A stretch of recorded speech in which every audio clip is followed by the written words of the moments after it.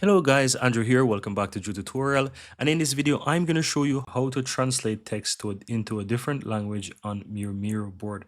So I'm going to click on the text on the left hand side here and just going to type, for example, city.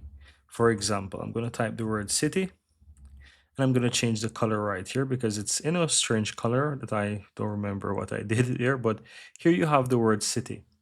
Let's say I would like to translate this into a different language. Now, to translate the text, go ahead and click on the text, and here you have the AI option. So click on Miro AI, and from here you will see the option that it gives you to translate. So hover over translate, and you can translate it into a language. They also have more language as well, not only these.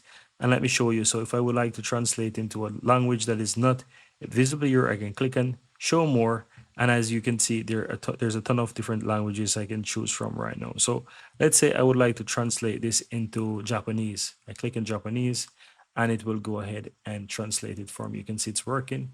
And that's what city is in Japanese. And that's it, guys.